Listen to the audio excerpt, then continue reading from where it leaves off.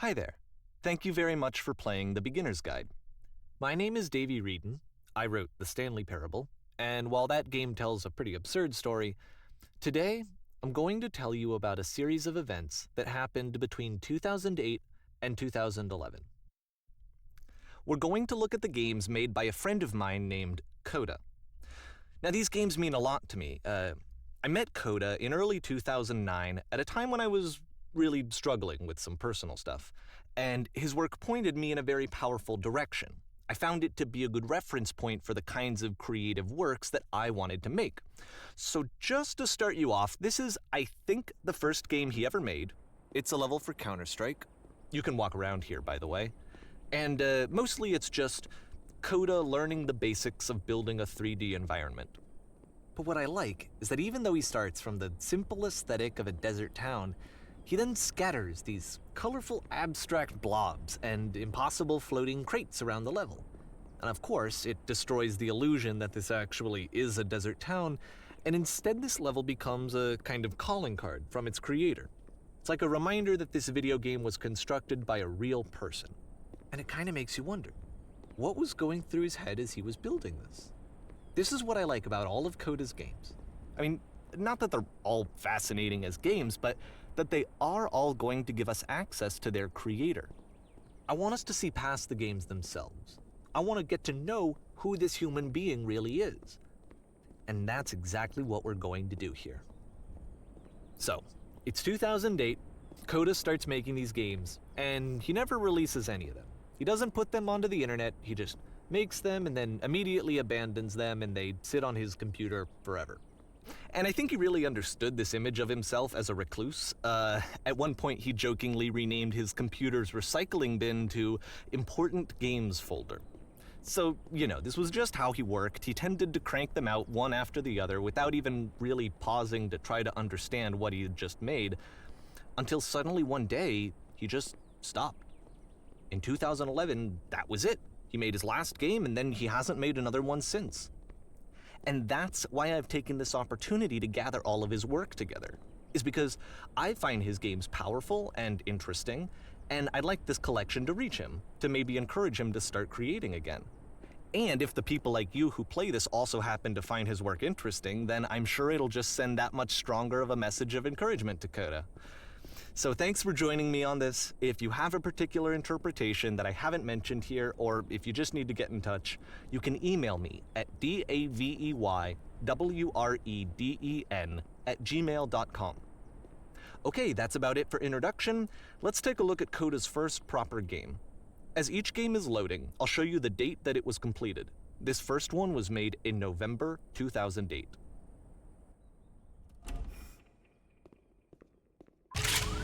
Warning. Whisper machine active. Shift destruction imminent. This game is called Escape from Whisper, and it's one of the more generic games you'll see from Coda.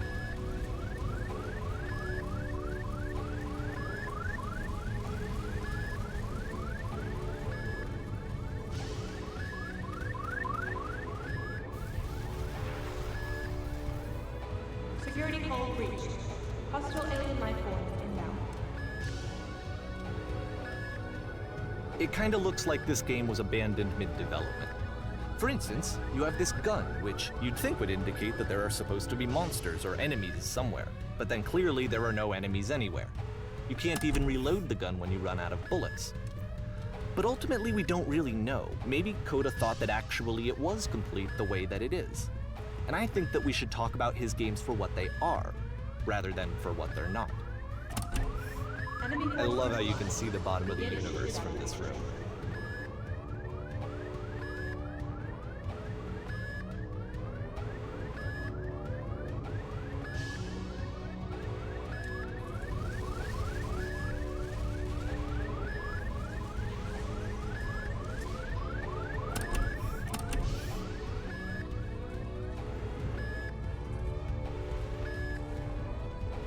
Apparently this space station has a labyrinth on it. Sure, I don't know.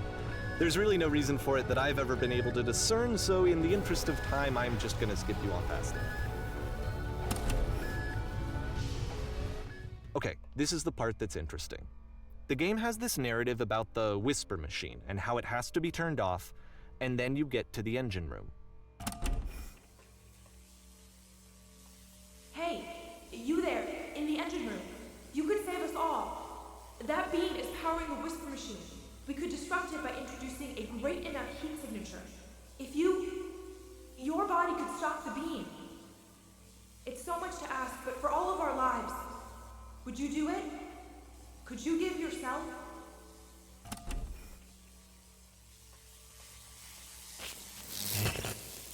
Let me pause here for a second. What you just experienced, stepping into the beam and then dying, is probably what Coda had initially intended when he was developing this level.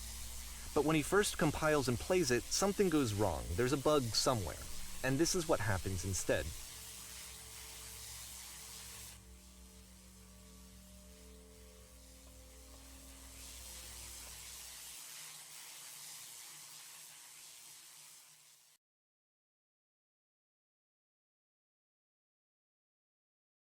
The beam causes you to start floating. And this is an important moment for him. Because yes, this is technically a glitch, but Coda identifies something human about it, like how small it makes you feel in the face of this larger chaotic system. Or this floating could be the afterlife, a peaceful place, juxtaposed against all of the hysteria that you've just had to traverse. I don't even know. I have no idea what he was thinking, but what's clear is that after making this, something lodges itself in his brain. He wants to do more of these really weird and experimental designs. So he stops work on this and moves on to a stream of tiny little games that go in all sorts of directions. Let's go ahead and take a look at the first game he made after leaving this one behind.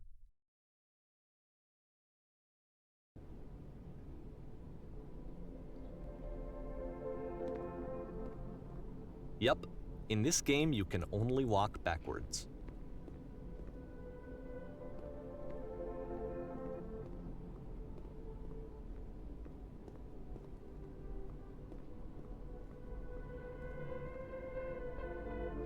So it's a short and relatively minimalist experiment combining motion and narrative. It is less advanced than the previous game, but actually it seems to be more focused, more complete. Coda's trying to give it a unique voice rather than simply basing it on a pre-existing trope.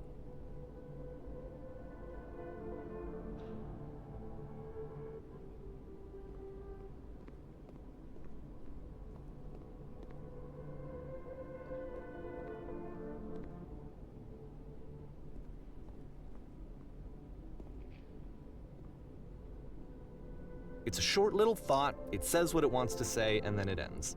Didn't need anything more than that. Which to me is why it works, because it gets out quick. Okay, next one.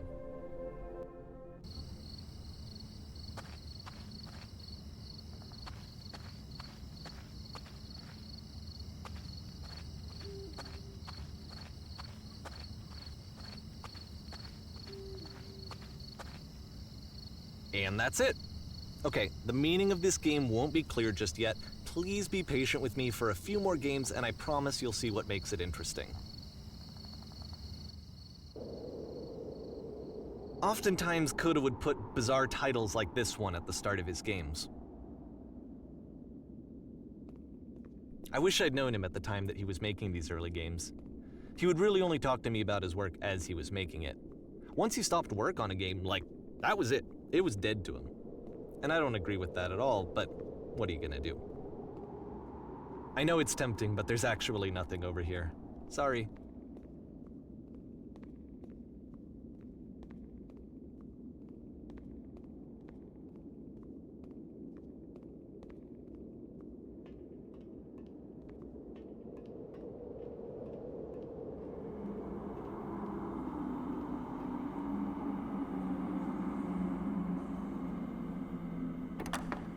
Once you've been slowed to an absolute crawl, the door at the top of the stairs opens. So why, if Coda's not showing these games to anyone, why bother opening the door at all? Well, to show you, I'm modifying the game here so that when you press enter, it'll bring you back up to full speed so you can enter the door for yourself.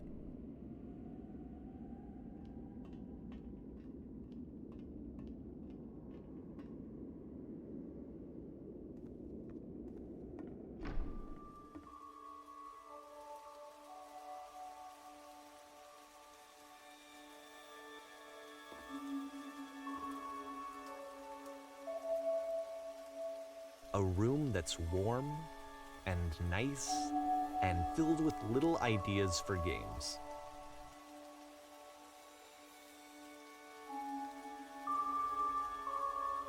Coda would often tell me that he didn't mind if people thought of him as cold or distant.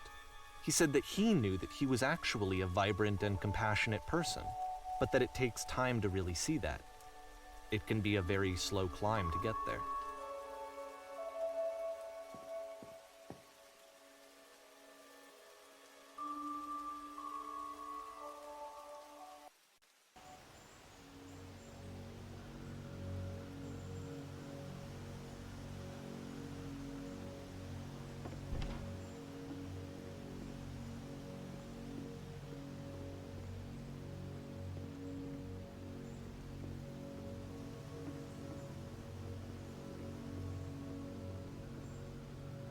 Well, this is new for Coda. It's an actual puzzle. Go ahead and see if you can solve it.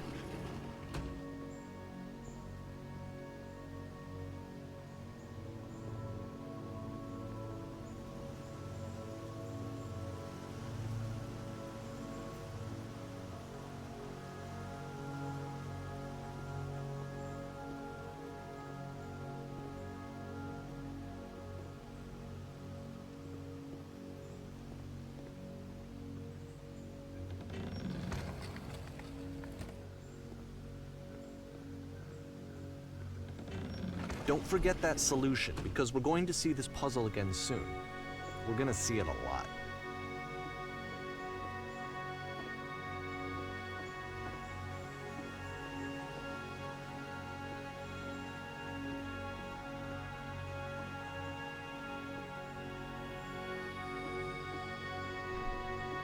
So that seems to be it, right?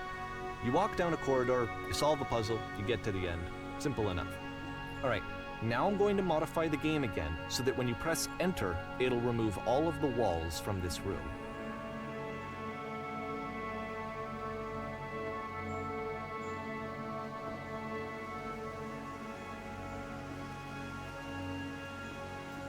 How about that?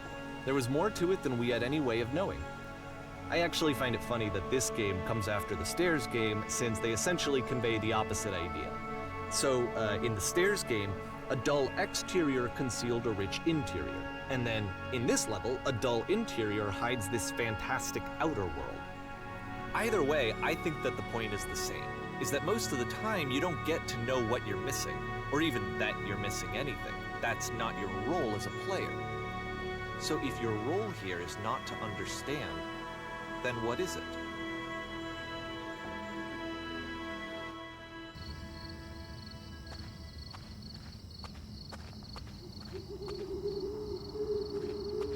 Aha! So, this, combined with the entering game from earlier, tells us that Coda believes his games are connected somehow. It could even be that the stairs game and the puzzle game are literally connected in between this and the entering game. There's a bigger picture that all of his games are meant to play a role in, some larger meaning that we won't be able to grasp until we've seen all of them. And once we have, we can step back and start to understand what exactly that bigger picture is.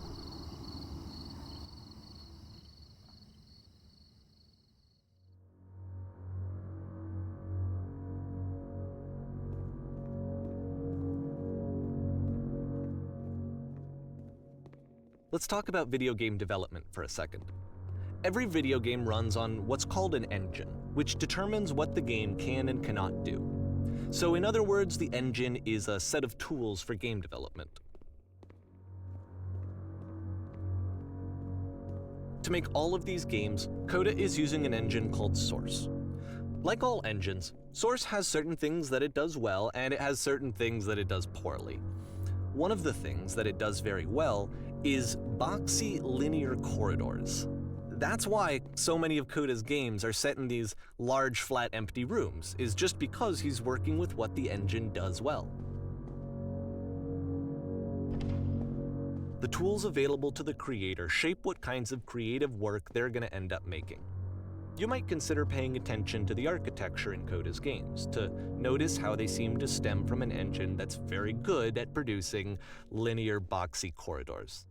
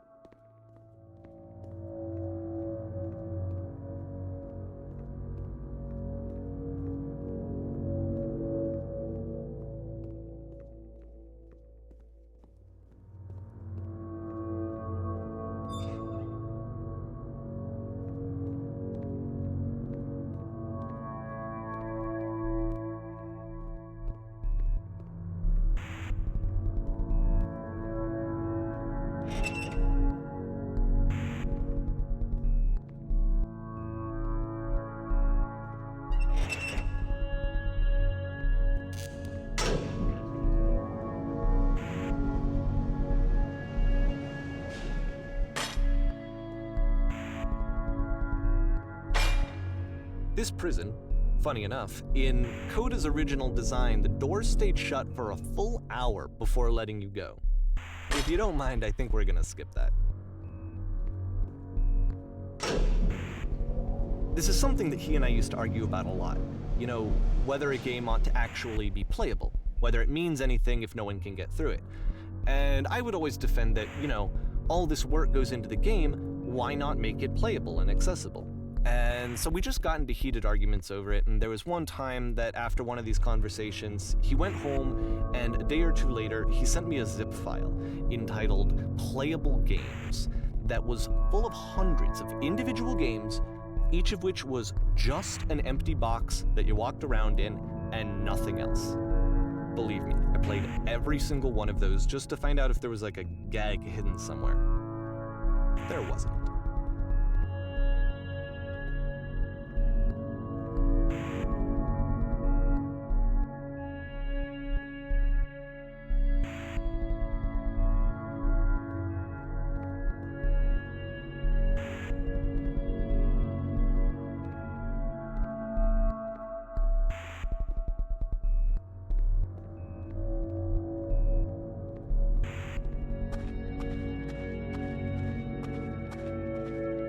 It's the puzzle again, with the exact same solution as the last time.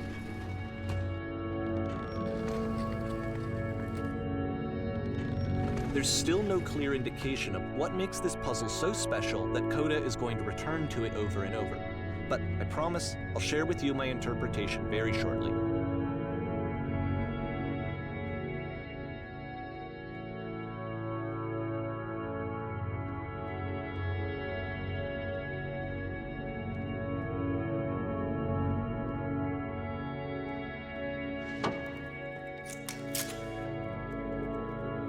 Here, Coda begins using a kind of dialogue system that he fashioned out of the engine's chat capabilities.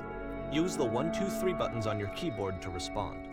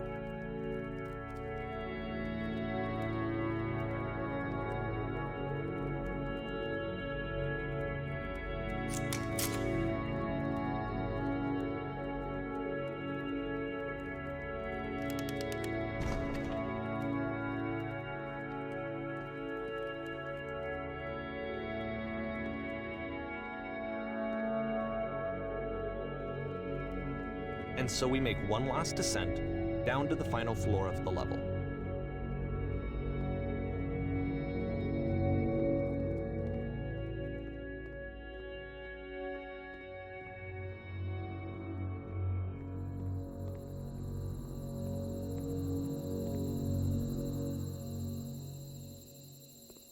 It's a lamppost. Okay, I can't tell you quite why, but for some reason, Coda fixates on this lamppost. It's going to appear at the end of every single one of his games from here on out. I'll tell you what I think. I think that up to this point, he's been making really strange and abstract games with no clear purpose, and maybe you can only float around in that headspace for so long. because now he wants something to hold on to. He wants a reference point. He wants the work to be leading to something. He wants a destination, which is what this lamppost is. It's a destination. We're going to see it in the work as well. His games are just going to become a lot more cohesive, a lot more fully developed, with more of a clear idea behind them. And as we go, that idea will get clearer and clearer and clearer.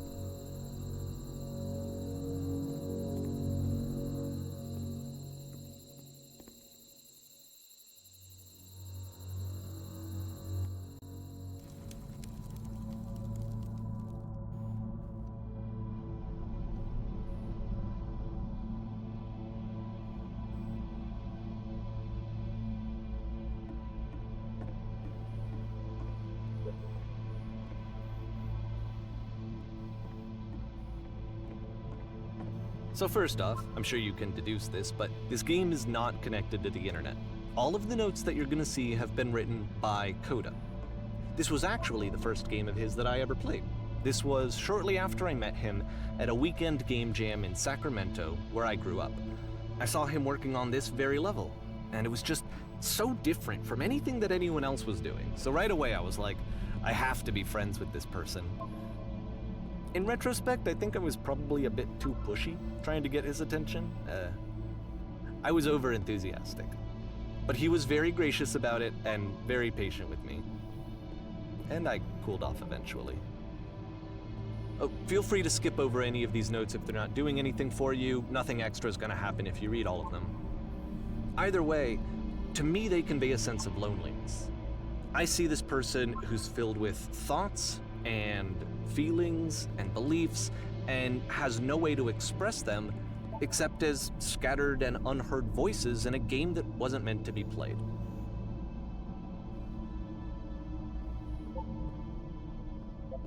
But it's ironic, isn't it, that in playing this game and seeing how alone Coda often felt, that we get to know him better and actually kind of connect with him. And I have to be honest with you, this idea is really seductive to me. That I could just play someone's game and see the voices in their head and get to know them better and have to do less of the messy in-person socializing. I could just get to know you through your work. I think this is why I always liked Coda's games so much, is because it felt like they let me have that connection. I felt as though he was inviting me personally into his world. And then I feel less lonely too.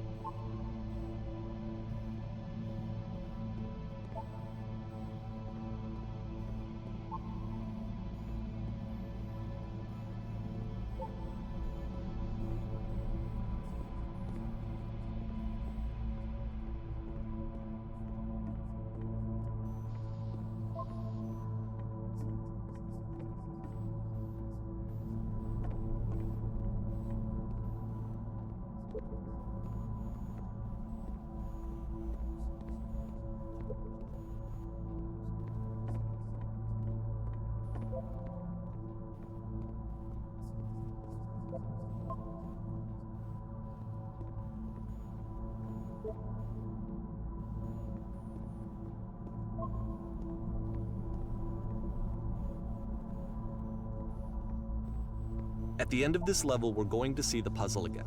And here, I'll tell you what I think the puzzle means. Each of these games represents an idea that was on Coda's mind at the time that he was making it.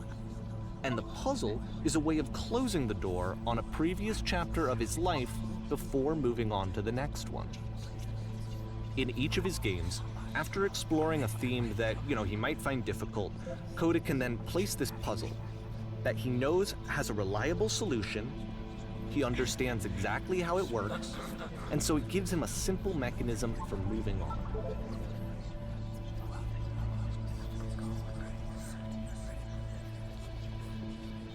And because there's this dark area between the doors, a space between spaces, before you move on, you get to pause. Just for a moment, a few seconds to reflect on and let go of the events that led you here. To step back and connect the pieces together, to grasp at that elusive bigger picture.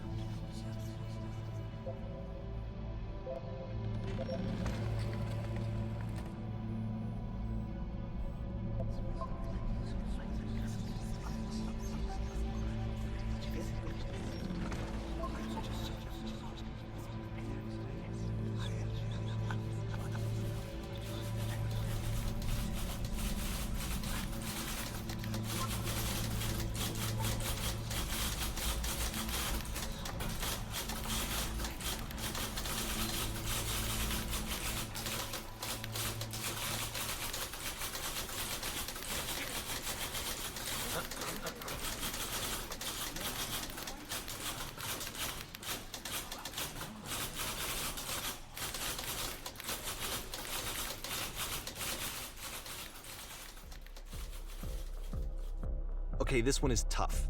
It's gonna kinda just spin its own wheels for a few minutes. Hang with it.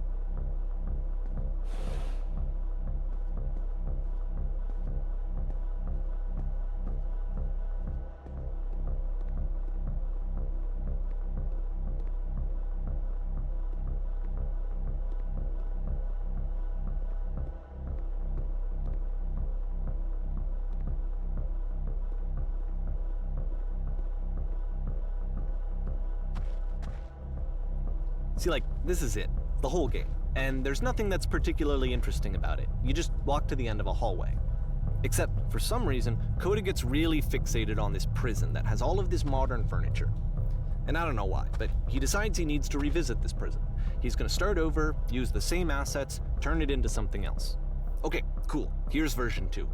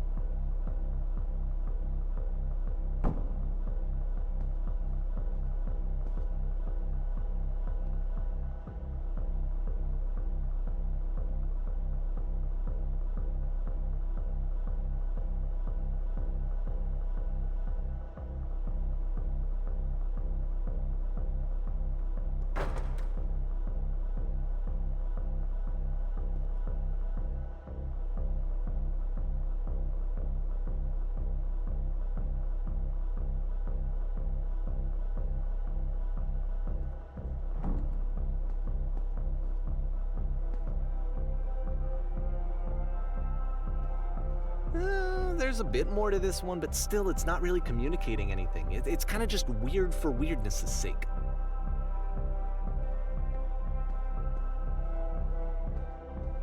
So okay, he throws it out and starts over.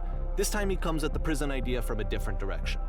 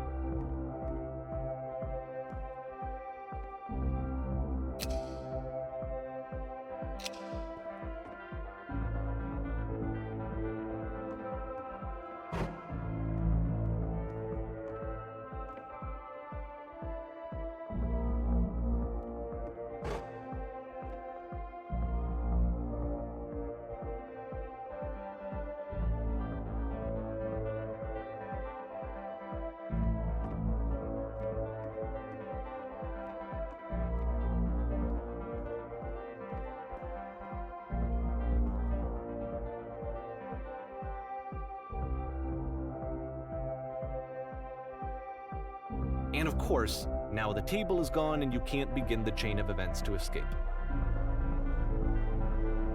Here's a version where there are no bars, but you can't actually get to the well. And then a version where the inside of the prison is the outside and the outside is the inside. Let me just blink you real quick through a few more of these. I mean, he really unloaded on this prison idea. There's nearly a dozen of them. Personally, I think it's awful to watch this, to see a person basically unraveling through their work. And for what? Like, at what point do you just go, maybe there are game ideas other than this prison that I could be working on? But Coda doesn't have that voice telling you to stop, that particular mechanism of defense against yourself. Without it, you just spiral. And so he keeps going and going and going and going and going, and then he hits on something. And he likes it. And that's it. He's done. He stops making prisons. This is the very last version of the prison game that he created. And the reason I think it works is that the prison is not actually in it.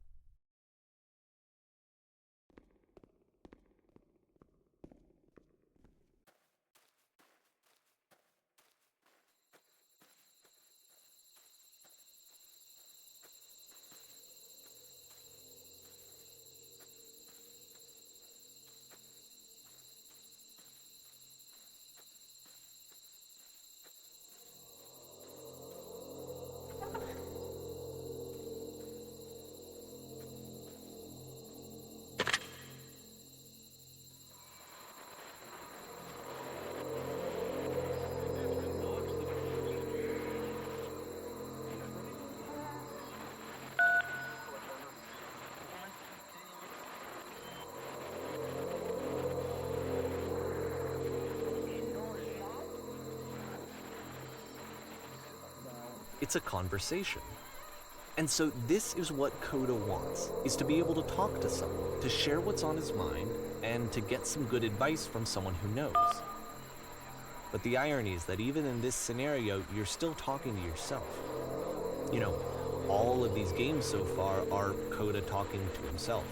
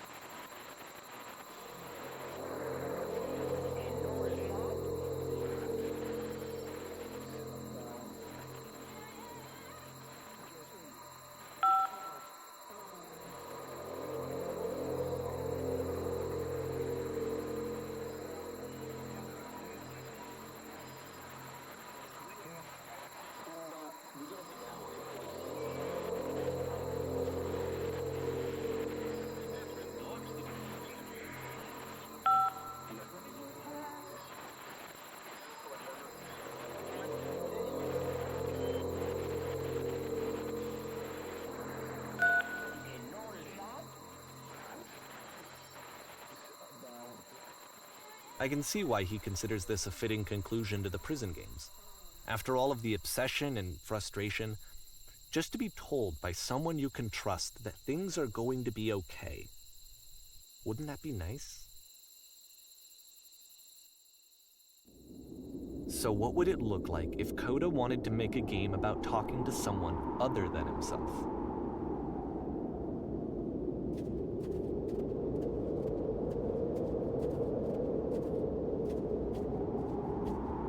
To me, this environment is meant to represent Coda's puzzle, with the two doors on either side and a dark transitional space between.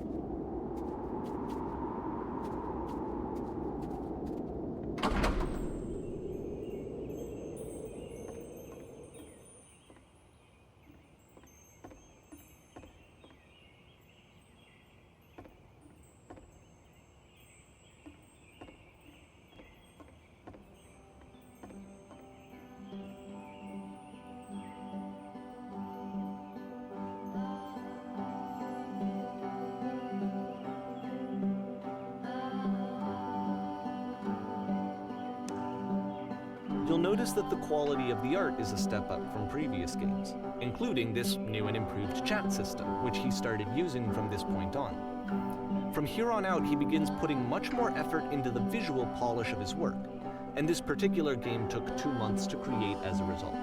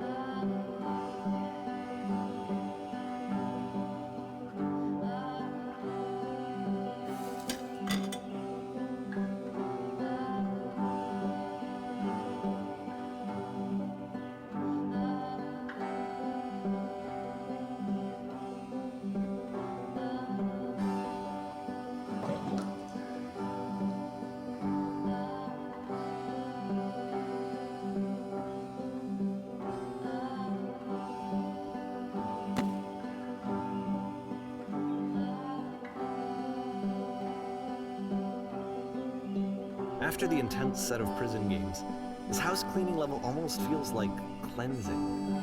It's the moment after a particularly difficult or traumatic experience where you just need to let it sit and digest inside of you, and eventually cohere into something meaningful.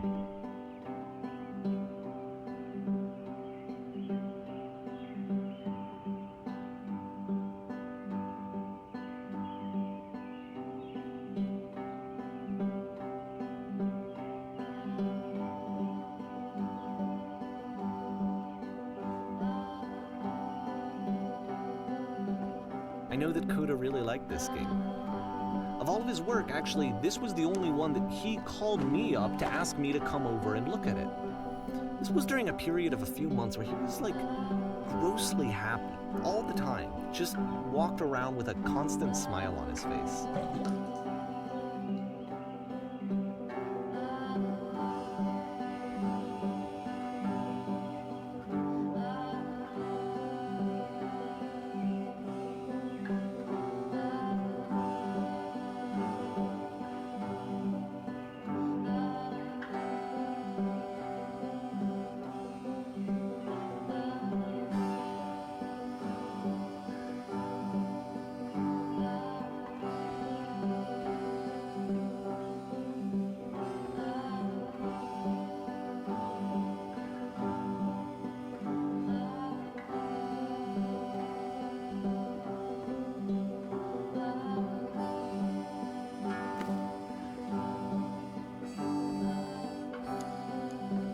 I'm glad he made this.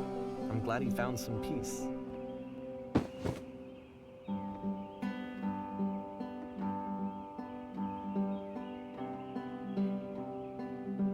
But, of course, it can't last.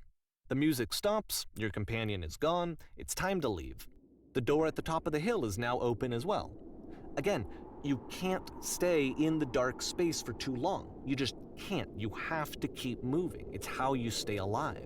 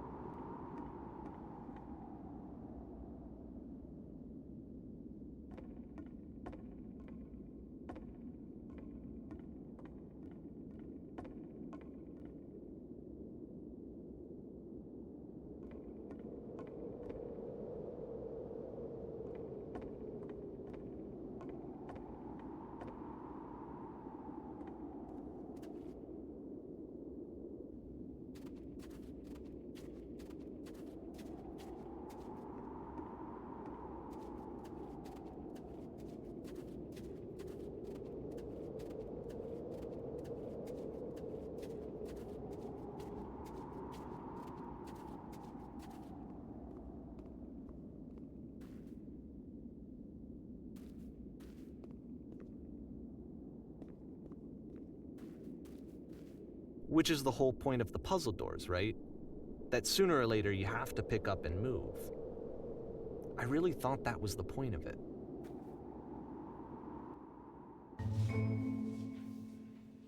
This one gets a bit goofy.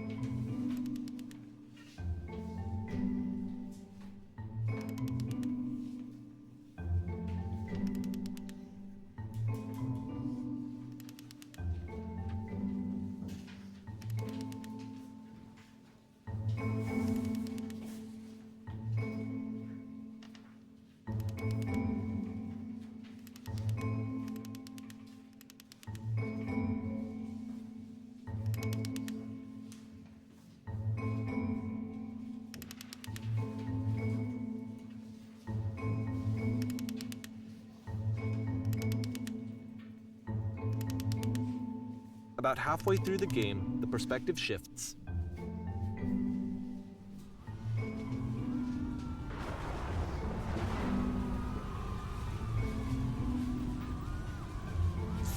And you play as the teacher. And suddenly, you discover that your teacher is just as bigoted and afraid as you are. Oh, and also you can move around the classroom now.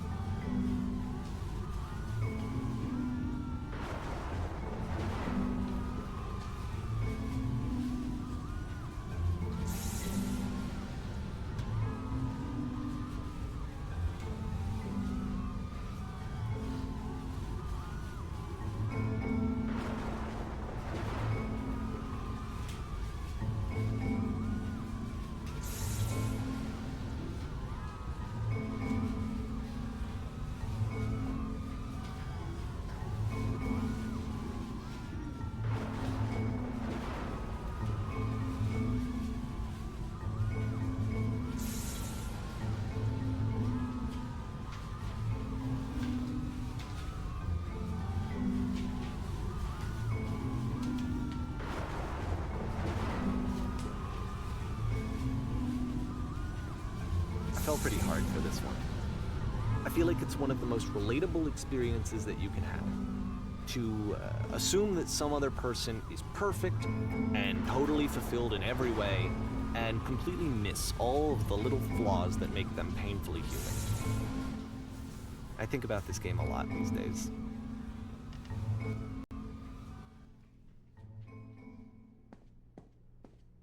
This one took a lot longer than all the others for Coda to make. It was 4 months between this and the last one.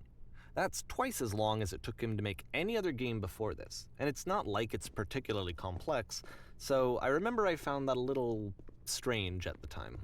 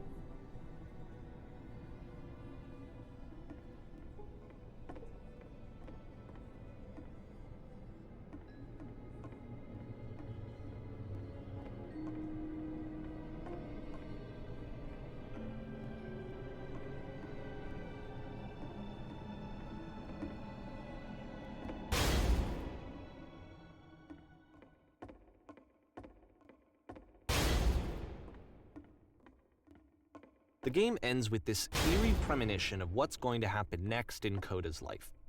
The solution to social anxiety, to fears of having to perform and having to chase success, the answer for Coda is to withdraw, to hide himself away. Which is what leads to scenarios like the stairs that slowed you down several games ago, where it just becomes harder and harder to access Coda's inner landscape because he keeps retreating. He just keeps backing away from possible connections to anyone other than himself. And to be honest, I didn't consider it very healthy when I first played this game. You know, it looked to me like he was trying to justify the idea of just disconnecting yourself from the world. And that wasn't what I wanted for him or for his games. Because I feel like a lot of his games are inviting me to connect with this person, to bring him closer. But what can you do?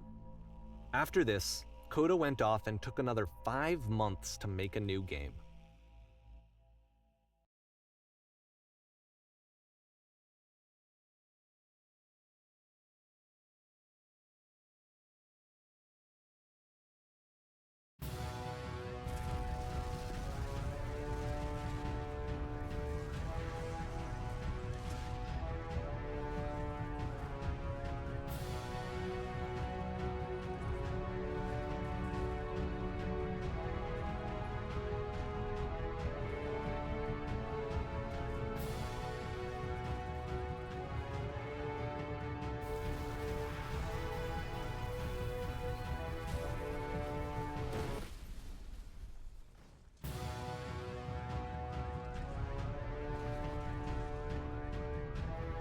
You should probably open your eyes if you haven't already. It's pretty much impossible to solve otherwise.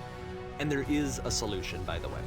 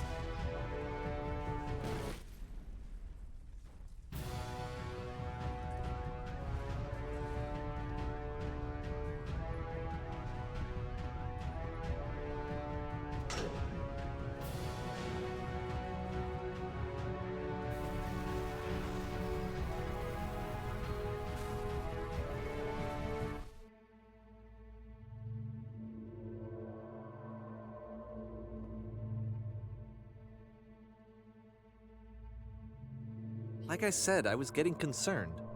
First off, he's never been this explicit in his work about exactly what he's thinking. So where's that coming from? But then even weirder, his work has potentially stopped being an outlet for him. Not like he's having trouble iterating on ideas, but he literally just can't think of new ideas anymore. And in person, he was being a lot more distant than usual. Like, you know how sometimes a person will just deflect anything that you say in order to keep themselves disconnected all the time? It was that kind of thing. Here was the point in my relationship with Coda where I really started to wonder if he needed my help in some way.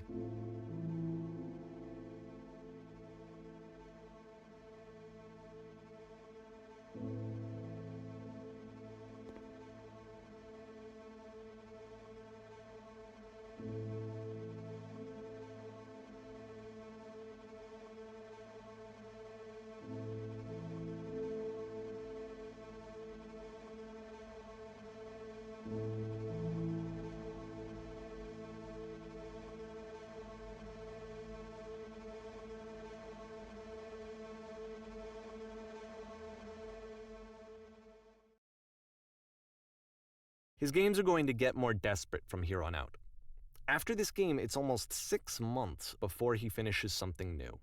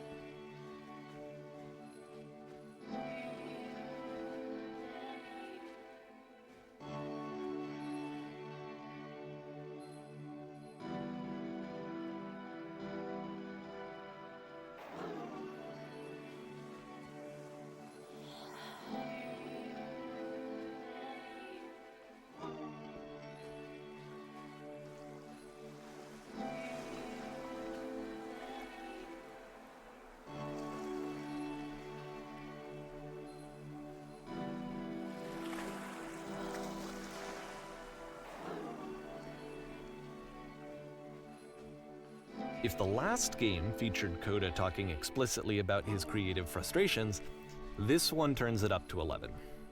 Now, put yourself in my shoes playing this. Here's a friend whose work is exhibiting signs of struggle, frustration, anxiety, depression, even. And yet, still, he keeps making games. He keeps throwing himself into the grinder even when he clearly doesn't have the energy for it anymore. Why? What is it for?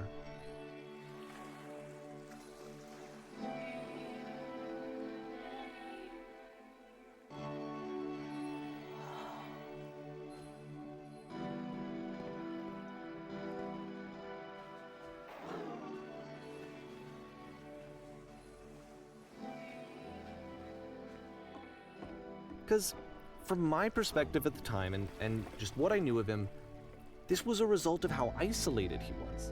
He was in his own little bubble, just sitting at his computer all day, not really showing these games to anyone, not releasing them onto the internet, and so he didn't have anyone outside of himself to connect with.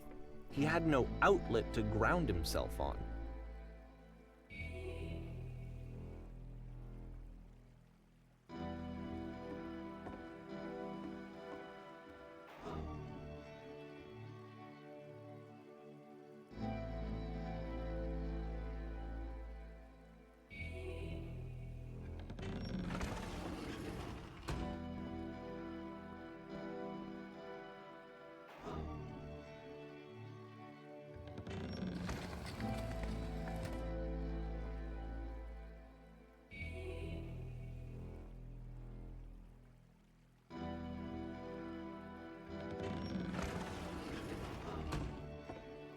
You can't talk yourself out of loneliness. It doesn't work that way. You can't be the one writing both the questions and the answers. Then there's no movement. Then there's no circulation. If all of your anxieties are being channeled into your work, then if the work ever fails, you have no backup and you're just going to crash.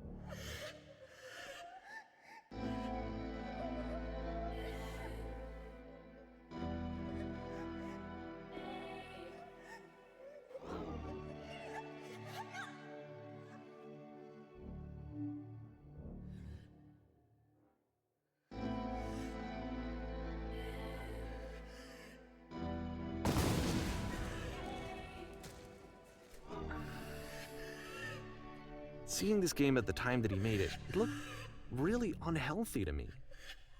I was watching him do this to himself, and I hated it. I hated seeing him so trapped. It's like, video games are not worth this amount of suffering.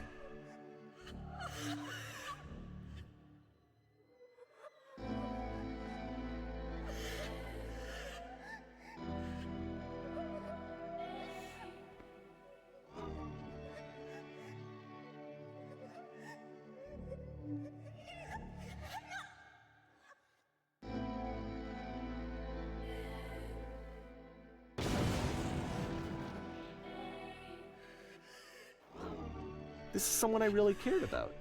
And I used to get so much joy out of seeing him create. For him to suddenly become angry and frustrated like this, it was the worst thing for me.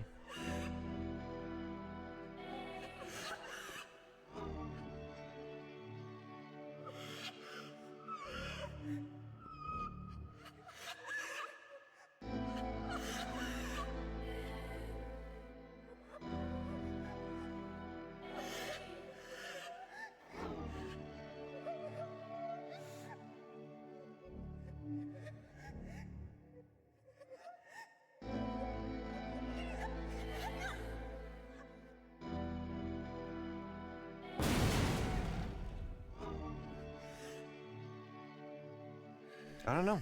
This is what I felt at the time. I don't know how else to explain it. I wanted it to stop more than anything.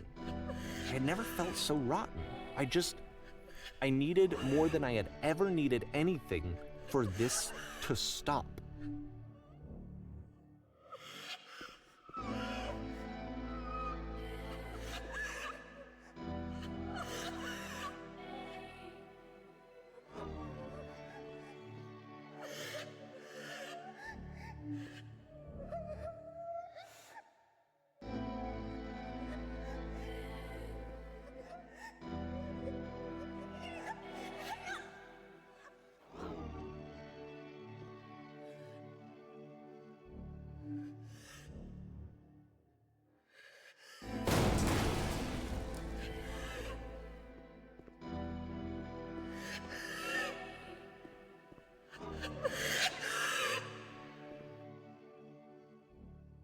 But it didn't stop.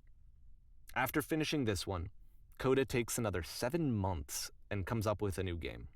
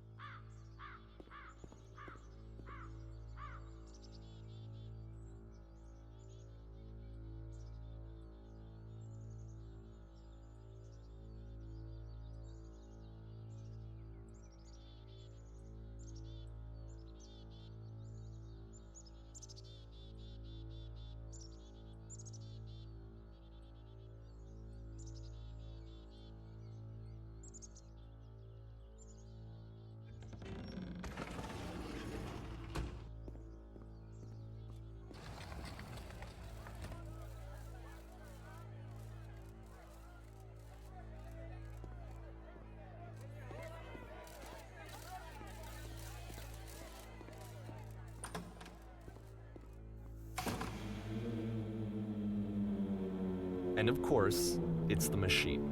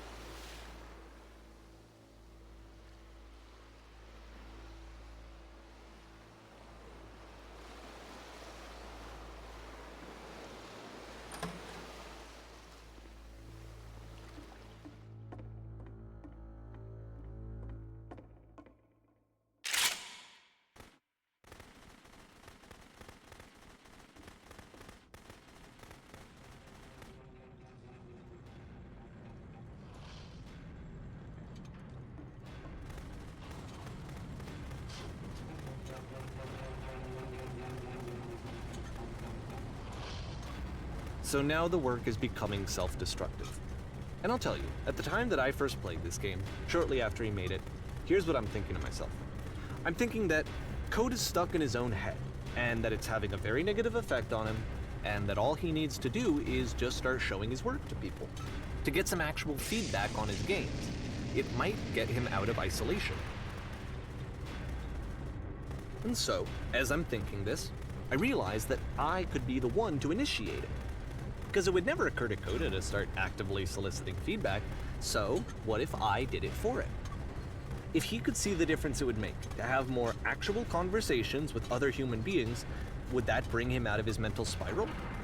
Would it give him confidence in himself? Would it bring meaning back into his work?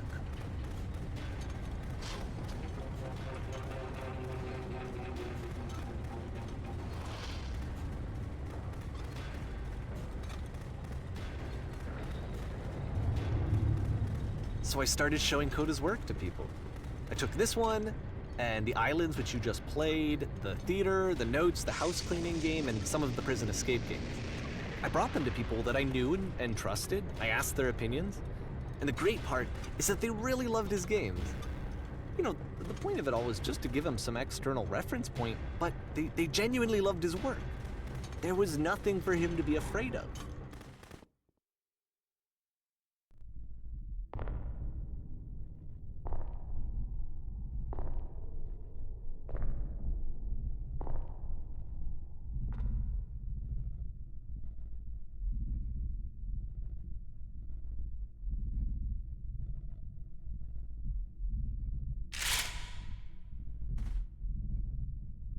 Can you see why I felt like this was the right thing to do? Because it's the thing that I always feel like I need, to be told that my work is good, that I am good. When someone really connects with a thing that I've made, when they see themselves purely in my work, there's nothing that feels better. And I got to give that very same feeling to my friend. I did something... I really felt like I'd done something good, like I was a good person. I felt like there was a friend who was in trouble and was unhappy and maybe didn't like themselves, and I could fix it. If I could give him this gift, maybe I could fix the problem. When they told me how much they enjoyed his games, it was the best feeling. It was the absolute best feeling. It made me feel so happy. So beautifully, beautifully happy.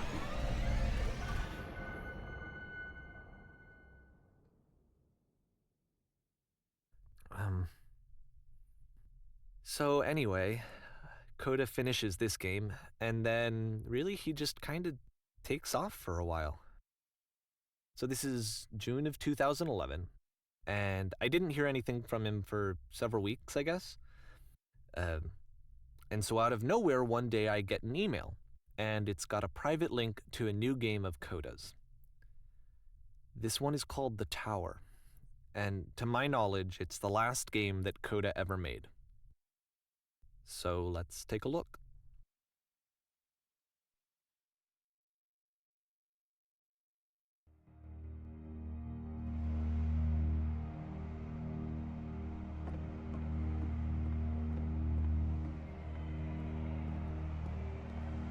And this is where I have trouble saying anything meaningful about Coda's work. Because more than anything else, the tower just feels distant. It feels like it's trying to distance itself from the world. It's a very cold game.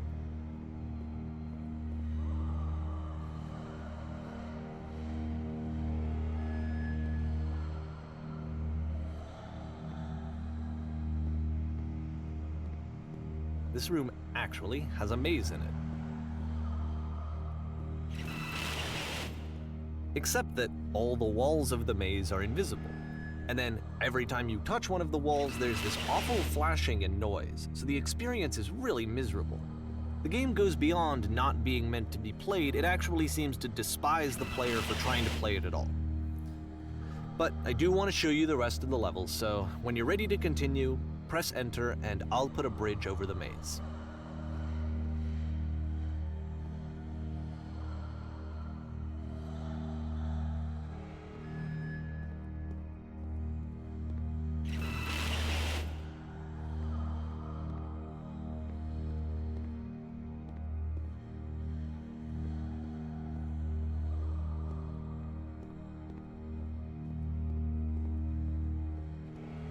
And to be fair, it's not like this is the first game that's needed some modification to be playable.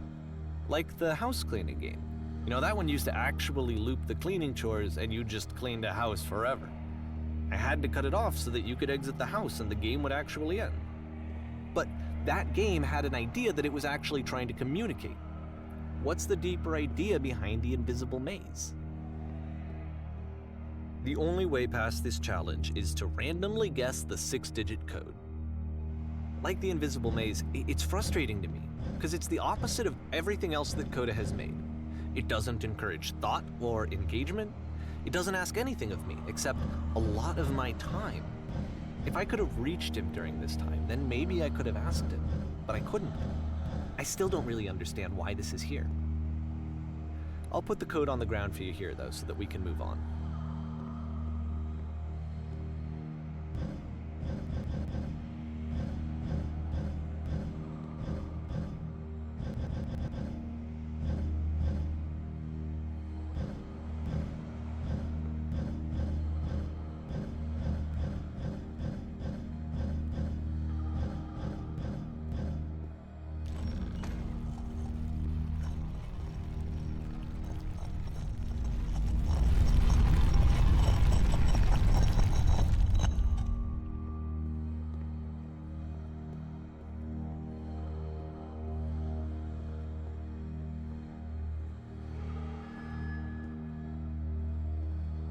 The switch to open this door is actually on the other side of the door, meaning that it's literally impossible to solve from this side.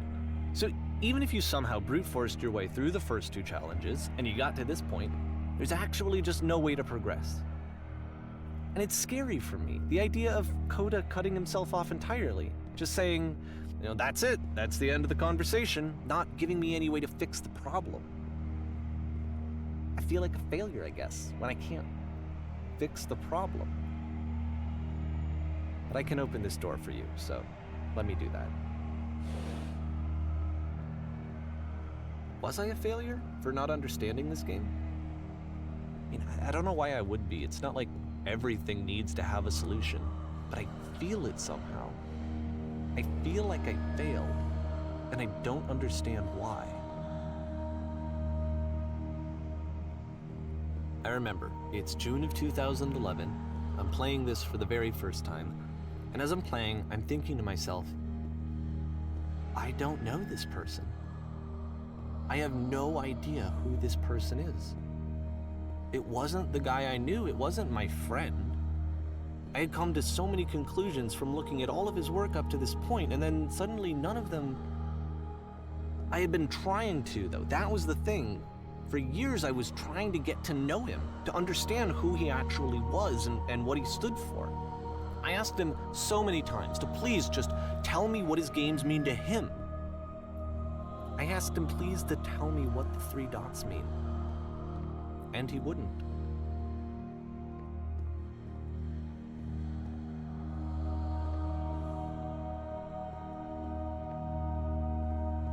I just felt so strongly that if I could have connected with him, that if I could have somehow made his work my own, that I would finally be once and for all happy. It was that I needed to see myself in someone else. I needed to be someone other than me. But he stopped and left, and it felt somehow like I had failed.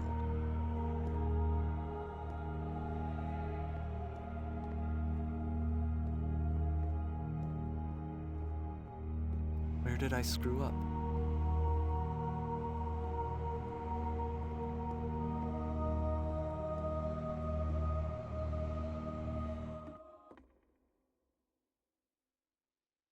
I'm the reason that you stopped making games, aren't I? It's because of what I did. I poisoned it for you.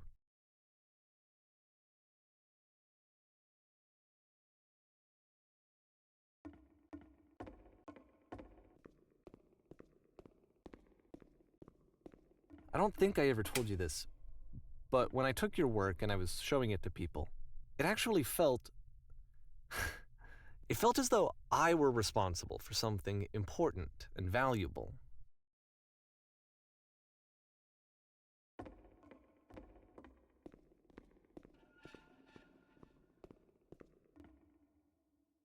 And the people who played them, they treated me like I was important. They really listened and cared about what I had to say. Even though I was showing your work, I felt good about myself. Finally, for a moment, while I had that, I liked myself.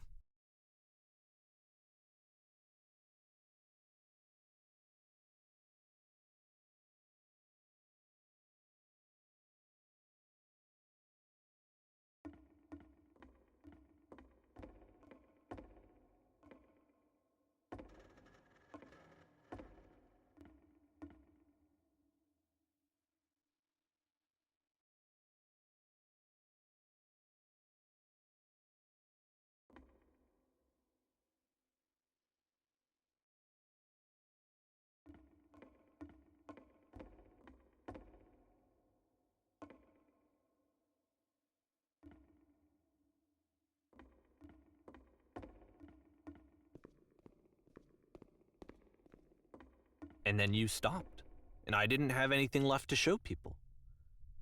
I just had to be with myself. And as soon as that happened, there was no feeling at all. Nothing. Less than nothing. What does that mean?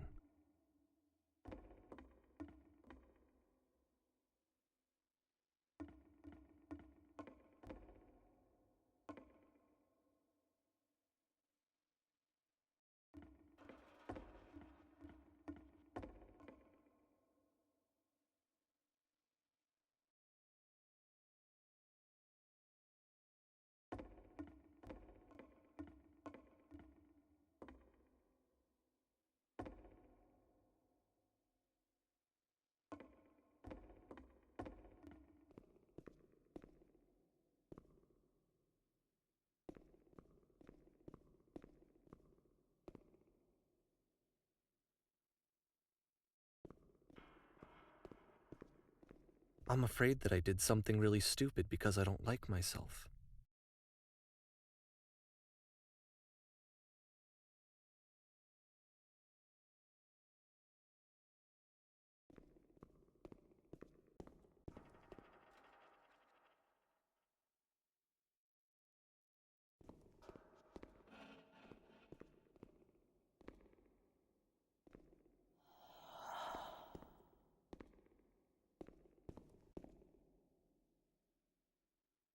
That's why I'm releasing this collection of your work, is because I haven't been able to find any other way to reach you. I've tried everything.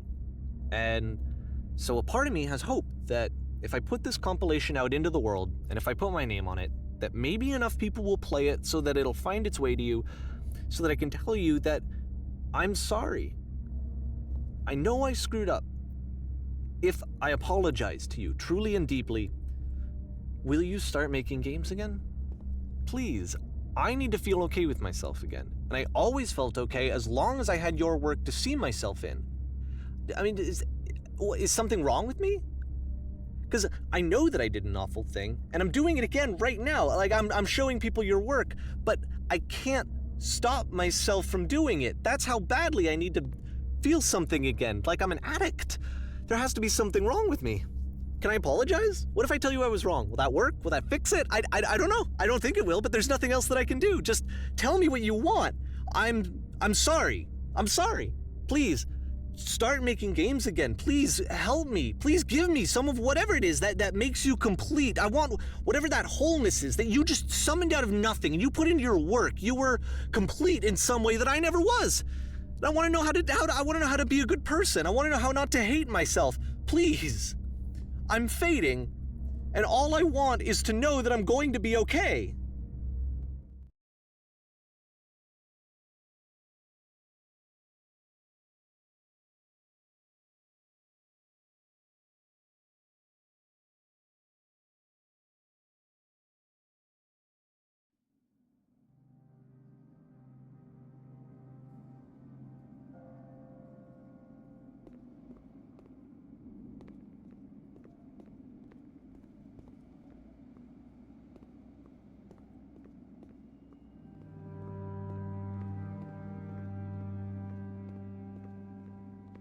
Or more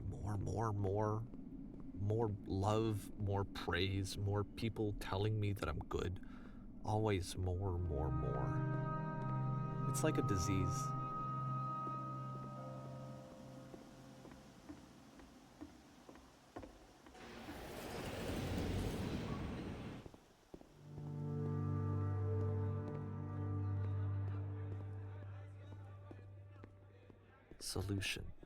Solution.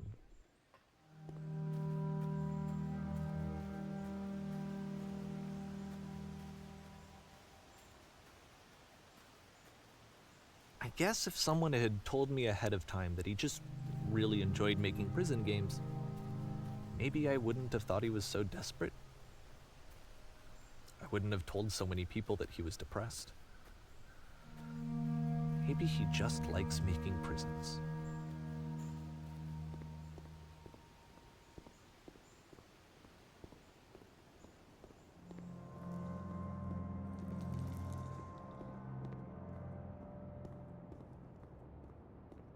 Even now, the disease is telling me to stop. Don't show people what a shitty person you are. They'll hate you.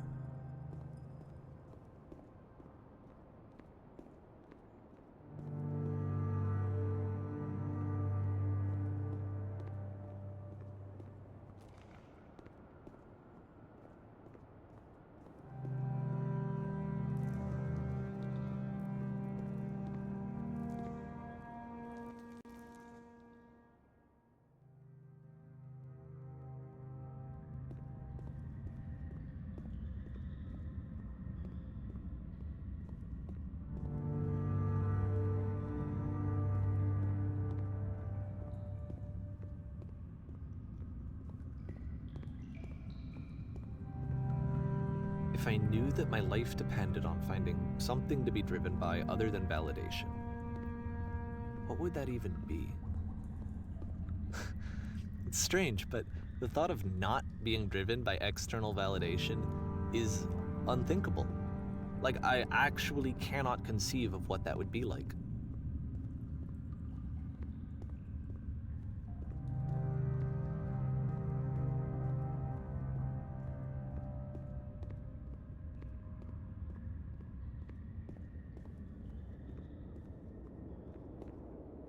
What now?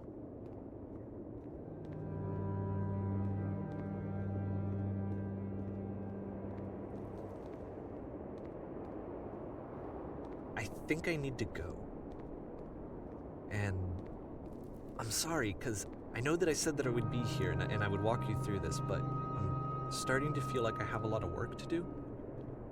I have a lot that I need to make up for, and so I'm just gonna... Okay.